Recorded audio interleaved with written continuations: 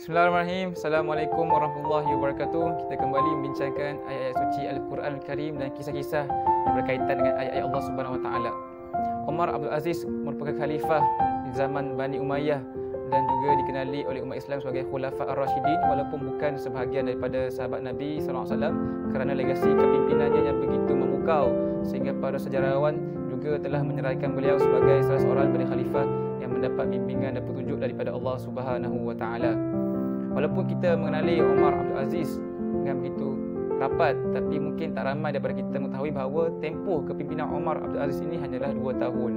Dan Umar Abdul Aziz dikatakan sebelum menjadi khalifah merupakan seorang yang bertubuh sasa dan tegap, tetapi setelah 2 tahun menjadi khalifah, beliau dikatakan sangat kurus.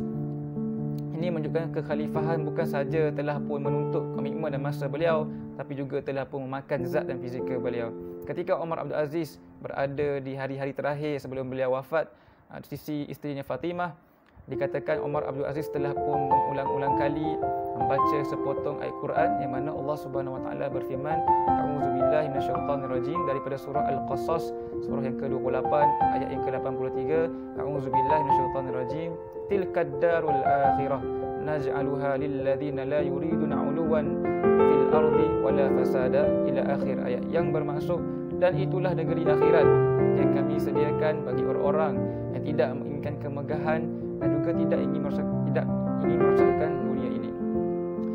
Jadi 2 ciri-ciri yang Allah Taala sebut dalam ayat ini untuk orang-orang yang akan mendapat manfaat pada hari akhirat telah menjadi motivasi dan juga moto hidup dalam kepimpinan yang ditinggalkan oleh Umar Abdul Aziz. Yang pertama, beliau mencuba untuk tidak termasuk dalam kalangan orang-orang yang terjebak kepada kemegahan sepanjang beliau menjawab jawatan sebagai pemimpin bagi umat Islam, iaitu Amirul Mukminin. Yang keduanya, beliau meletakkan satu kayu ukur dalam kepimpinan beliau, iaitu sekiranya beliau tidak mampu untuk membuat apa-apa pembaharuan dan kebaikan, sekurang-kurangnya beliau tidak termasuk dalam kalangan orang-orang yang akan merosakkan dunia ini.